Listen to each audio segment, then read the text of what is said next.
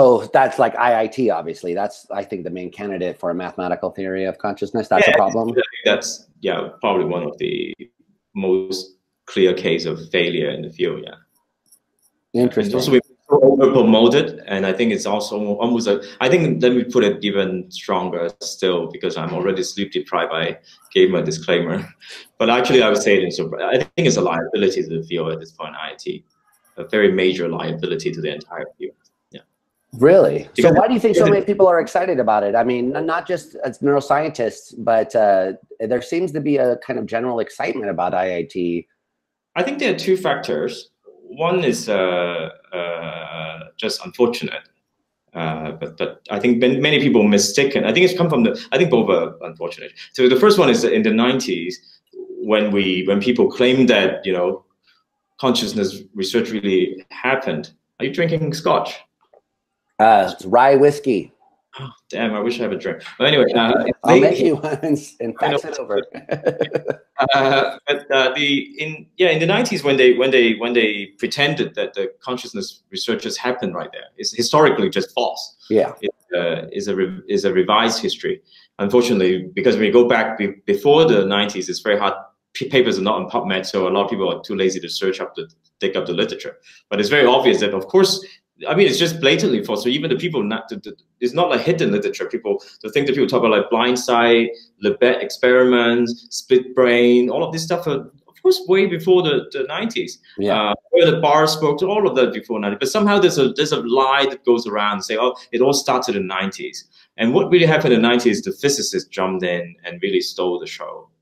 And there's a sense that they push for a very physics-oriented approach to studying consciousness, which is like from the armchair, from some math, and the universe is causally closer without consciousness. You don't fully understand our place in nature. All this very high-sounding thing, almost as if people are trying to get a second Nobel Prize, this sort of stuff.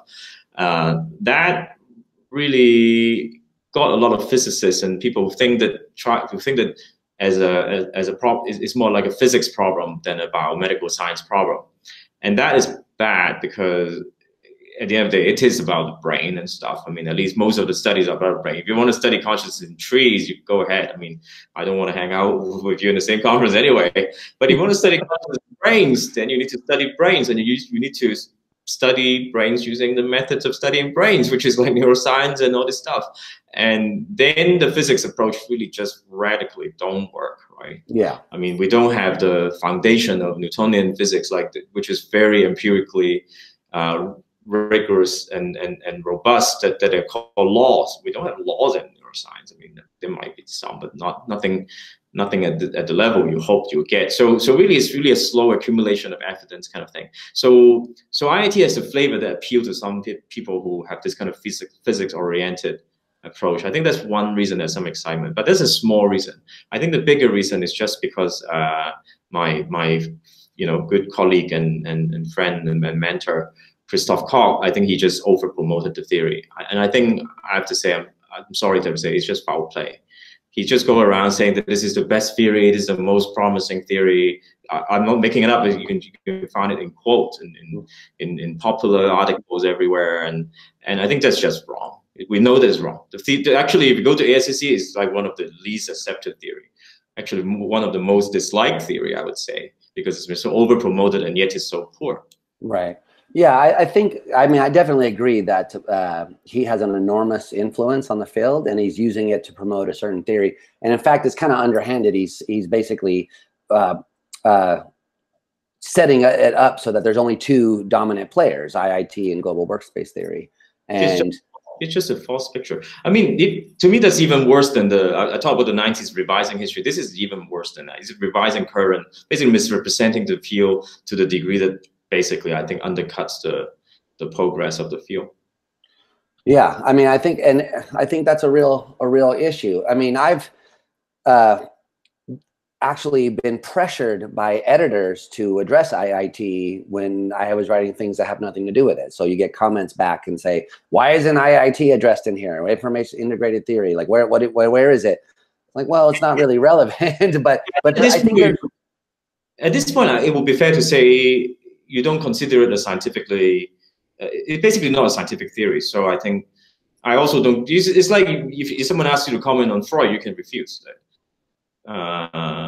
So yeah, so this is the empirical testability issue. Is that what you're talking about? Why it's not a scientific theory? Not really testable in foreseeable future, and yeah, so it's basically not science. In principle, maybe you could compute phi for the brain, but in practice, it's impossible. And they have various ways of estimating it, I guess, but it doesn't seem like that's good enough. Yeah, so actually one of the great things today we learned in today Adam Barrett's talk, he's from Sussex, and he gave a very good review of the different approximations. So this is one thing about physics approach again, right? So if you have a theory that is in principle computable, that's not useful for biomedical science. If we want to do it right now, right? You want to solve cancer, you don't want to have a complete theory of cancer, but you cannot compute it. You want there are patients dying right now. It's not funny. You have to do something right now. So the biomedical approach has always been very close to the bench and try to get data. So a theory that cannot actually be computed is basically worthless. So they would say, oh, but they're approximations. But turns out that there are many different variants of approximations you can do, and they give very different results, radically different. So then I pointed out today to Adam. And so so basically this means the theory is not testable. He said, why? Well, I didn't say why. I basically, the reason is if you have these different measures and they don't conform to each other, then you're basically asking for trouble. Scientists with fudge data. I mean, when I get some, you choose whichever you like to fit the data. So you'll never be falsified. Basically, since you have this like wide selection of measures you can choose, you will never lose. If you never lose, you also never win. Yeah. And that, I mean, so falsifiability is obviously important for science. I tend to be someone who thinks that maybe things like string theory put pressure on falsifiability as a benchmark for a theory being scientific, and there may be other constraints which are important. But I think with this, your point about the biomedical issues kind of moots that point.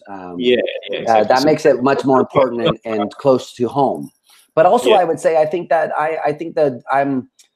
all these problems are really deep problems. So the Scott Aronson problem of the high phi for this ridiculous thing written on a piece of paper, the incomputability in practice. But I also think there's a deeper kind of fundamental philosophical problem about IIT, which is that it starts from axioms, which are supposed to be known introspectively, and like, for instance, that consciousness is unified. That's an axiom. Okay, well, lots of people deny that, actually. So it smuggles in already a loaded conception of the thing it's trying to explain. That's the more fundamental issue, I think, or at least to me. I don't know which one is more fundamental. I think it's almost a two-step thing. First of all, if you claim to be a scientific theory, if you claim to be close to data, then you test it, but you can't. Then let's say it's a philosophical theory then, which is maybe okay, right? We talk about philosophical theories sometimes. Usually I like to talk about philosophical theories that are testable, but if you have a philosophical theory that's not testable, okay, we can still talk about it. But yeah, the axioms are mostly false. I mean, not mostly, but at least they're not. They're not obviously true. People think some of them are false. Yeah. So today we have two talks. Victor Lama gave a talk about unity of consciousness and basically gave a lot of evidence that it's not true, that is a unique feature of consciousness. And Yale Pinto gave some data about a split brain patient. Again, just flies in the face of those axioms.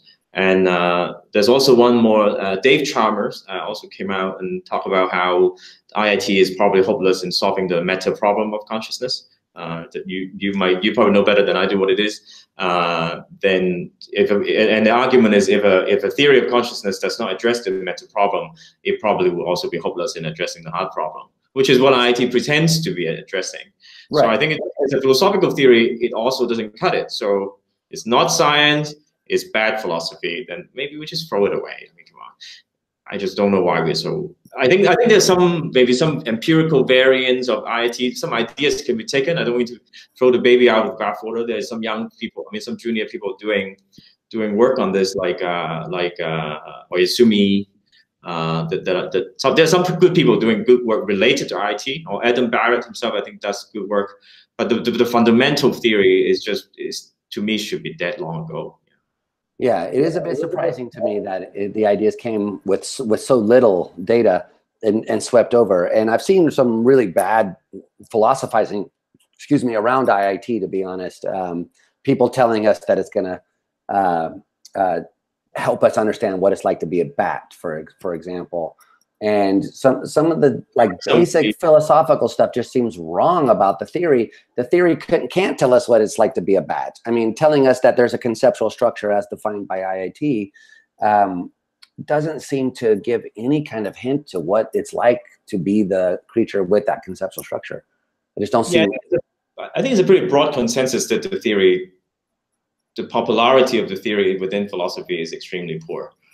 Almost as poor as its empirical testability. So it's just, to me, I mean, this is okay in theory. I mean, ideas die, it's nobody's fault. But my idea is something, people should try the idea. Sometimes it doesn't work and they should move on and try something else. But to me, it kind of bring out something that to me is quite worrying about the field. Is that such a bad idea can generate so much heat just out of promotion from via the media and one or two senior colleagues' agenda, which I definitely think it's been like a 1-2 punch. We got, on the one hand, Christoph Koch, who threw his weight behind it, but then also Dave Chalmers, who doesn't endorse the theory, but because of his interest in information-based theories of consciousness, he sees this, I think, as a kind of empirical correlates for the other stuff which he believes consciousness is.